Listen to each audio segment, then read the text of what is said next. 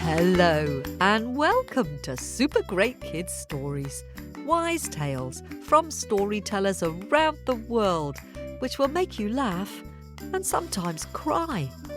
Recommended for ages 5 to 105. I'm Kim and I love stories. Hello, Super Great Kids, and how are you?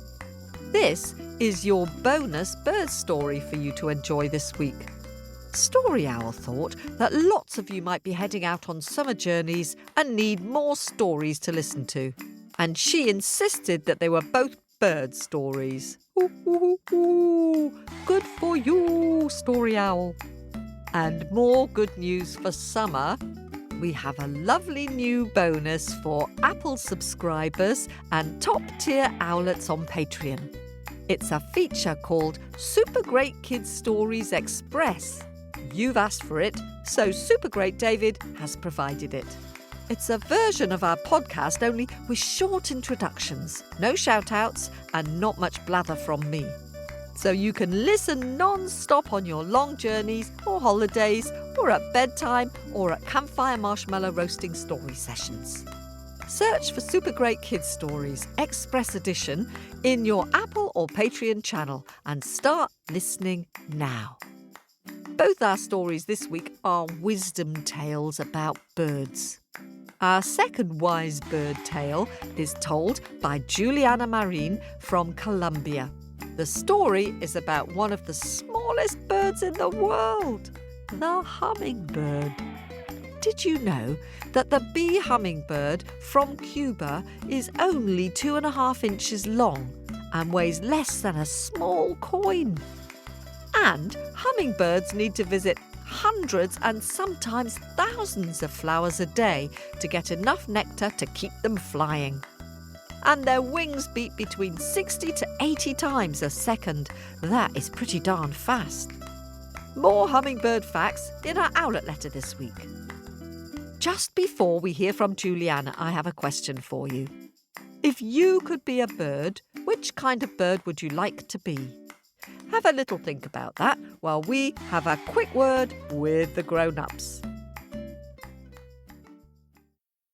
Hello, Super Great Kim. Hello, Super Great David. Kim, I have a question. I love questions. Fire away. What is the best kind of story? Well, I think the best kind of story is an old story which has been told for many years and passed on from person to person. Ooh, that's a good answer. I thought you were going to say something specific like only Baba Yaga stories or Nancy stories or stories that have to have two-headed giants in them. No, just a story which has been loved and passed along and told by lots of people. Right, okay. So if we really want more people to hear stories, seems like we're going to need help from our lovely listeners. Yes, we know these stories because people have been sharing them with each other for donkey's years. I tell you, you tell someone else, they tell someone else, and soon everyone knows the story. You know what, Kim? I think maybe it's such a good idea that we could possibly put it into song.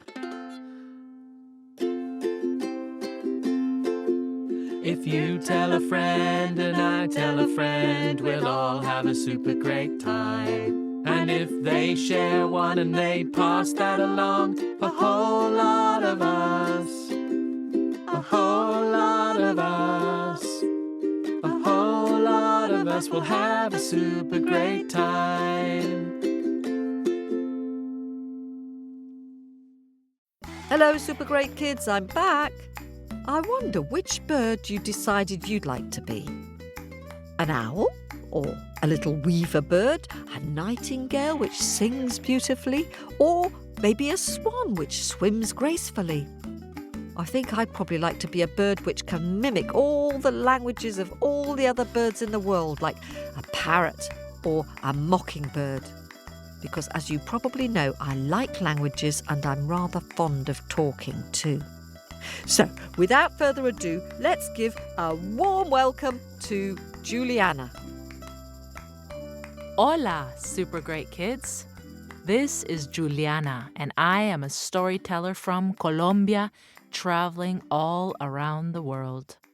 Today, I'm bringing you a story from Paraguay, which is a country in South America, quite a bit further south from Colombia. Now, this story comes from a long time ago, and it was being told long before me by the Guarani people. Are you ready? It all started with a spark. Psh, just a tiny little spark.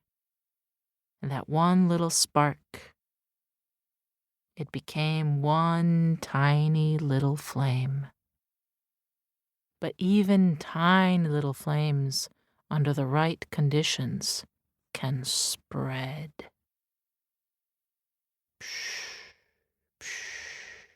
And if nobody does anything, they can get bigger, stronger, hotter, until crackle, crackle, crackle, crackle, crackle. The entire forest was ablaze. "Run!" cried the animals. "The forest is on fire! Run, run! Save yourselves!" And all the animals started running away as the flames licked the trees, devouring the nests and the burrows and all the animals' homes. "Run!" cried the jaguar, the king of the beasts, leading the charge. "Run! Leave everything behind! Get to the river! Hurry! This way! Follow me to the river!" All the animals, the birds, flapped and screeched and squawked. The snakes slithered, the mice scurried, the animals ran and scurried and slithered and flapped towards the river.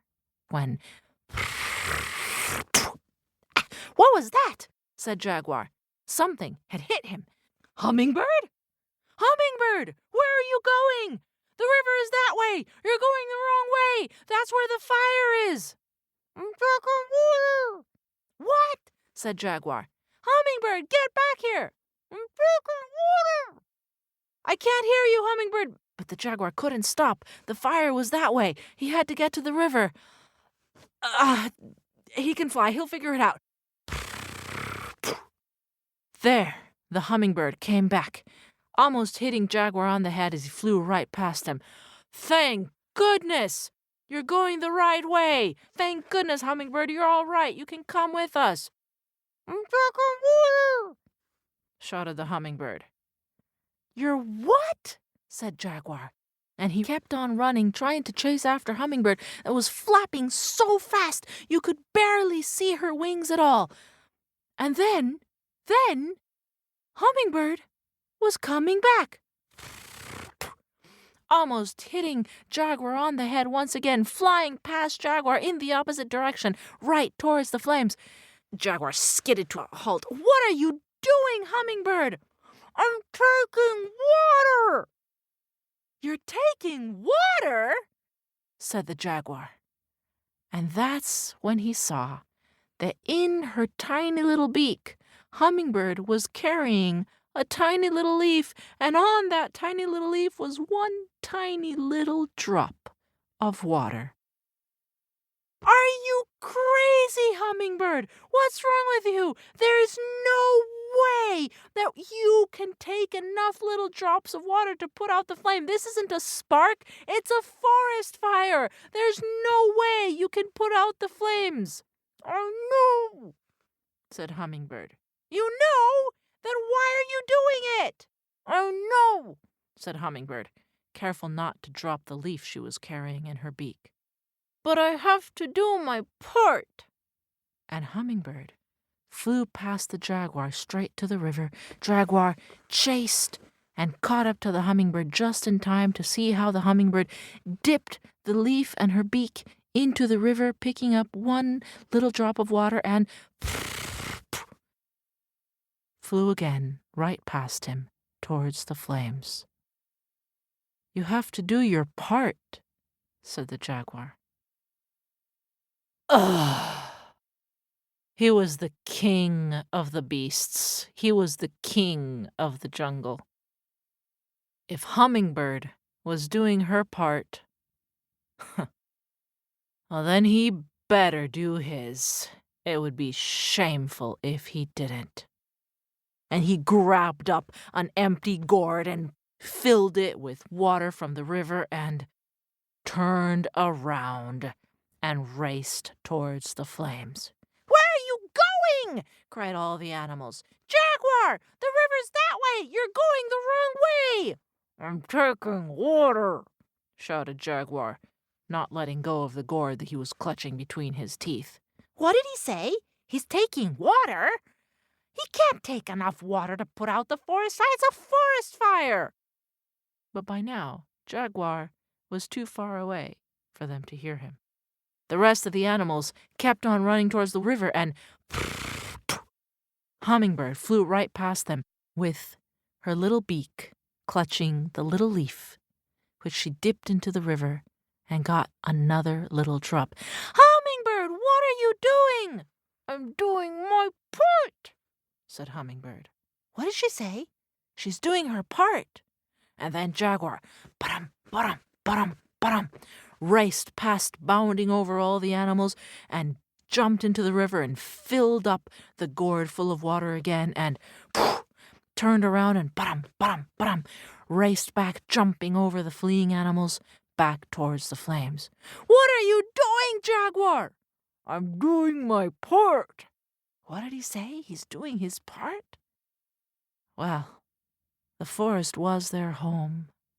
It was everything they knew and loved. It was a tragedy to see it burn. I guess it would be shameful if they didn't do their part, too. And one by one, all the animals, well, it would be shameful to not do our part, too. We have to do what we can. Now, high up in the sky, clouds were floating lazily by.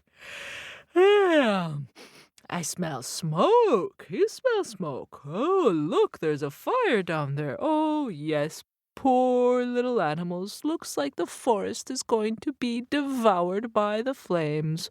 Poor little... Wait a minute. The river's that way. What are those animals doing running towards the flames? They're running the wrong way." "Hey!" shouted the clouds from up high. "Animals!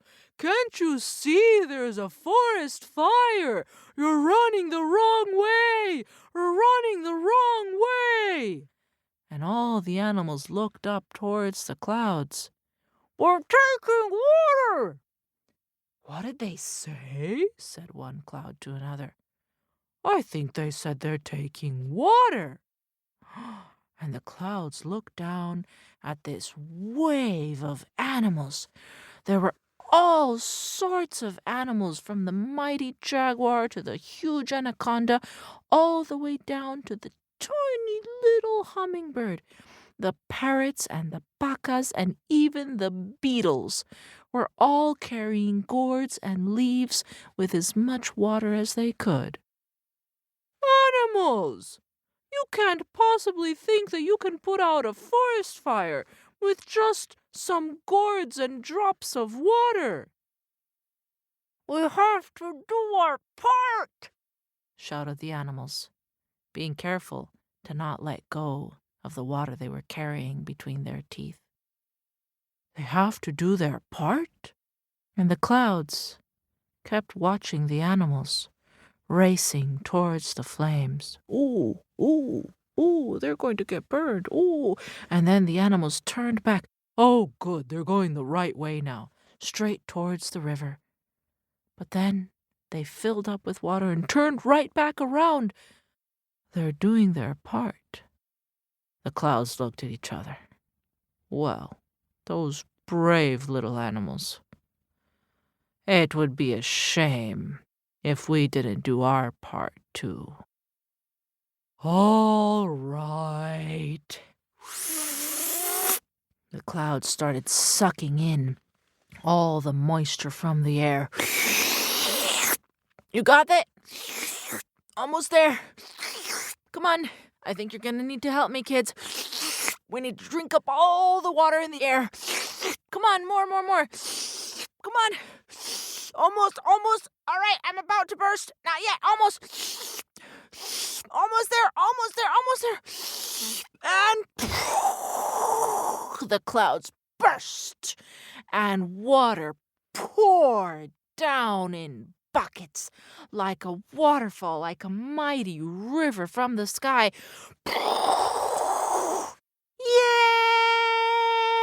Yay!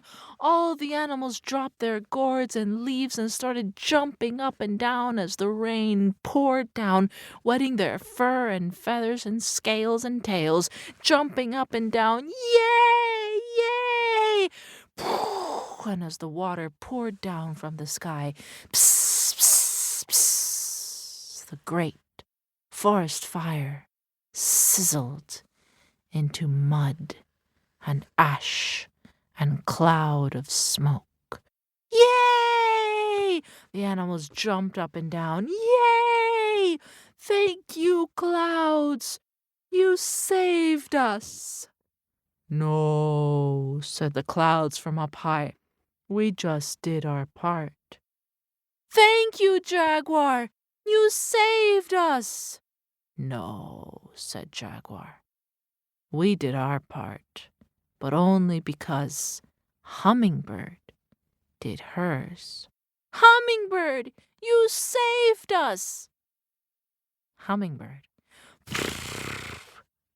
smiled. She was so tired she almost dropped out of the sky. We all did our part, she said, and that was all we could do, and it was enough.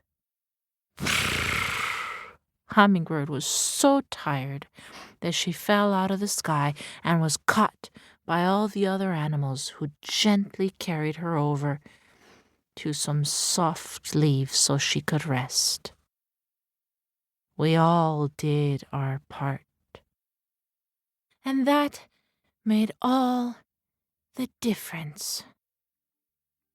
And since then, the brave little hummingbird in many indigenous cultures throughout Latin America, believe it or not, that tiny little hummingbird has been the symbol of the warrior.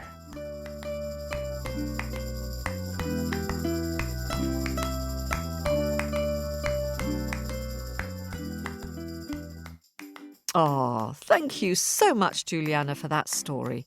I really like the idea that such a tiny little bird is seen in many Spanish-speaking countries as something like a strong warrior or soldier because of its courage. You might want to have a go at drawing that little hummingbird, maybe scooping up water on a leaf and then releasing drops onto the burning trees. Send your pictures to Story Owl via our Facebook page, facebook.com/supergreatkidsstories, or from our website, supergreatkidsstories.com. And a little reminder to tune in to our live show with me and Kate Corkery on July the 20th at 5:30 p.m. British Summer Time, which is 9:30 Pacific Summer Time or 12:30 Eastern Summer Time. We'll be there afterwards for half an hour to answer questions. Tickets are available via the website for £10 or about $12 and all the family can watch on one device. We're looking forward to meeting you. And thanks very much to all of you who are subscribing to our podcast. We couldn't manage without your support. If you'd like to support us on Apple Podcasts or on Patreon, we'll say hello to you on the programme. You can hear our stories advert-free and you'll get 44 bonus stories and at least 22 super great scary stories. And now you'll also get access to our Express Stories channel. For more information, go to our website at supergreatkidsstories.com. And a reminder that we have 2 stories for everyone today, so remember to listen to the other story this week, told by Toop, about an eagle and a chicken. And if you like hummingbird stories, there's a How and Why story from 2020 called How the Stars Became, which features hummingbirds as the champions who saved the day. This podcast was produced at Wardour Studios in fabulous Fitzrovia in London.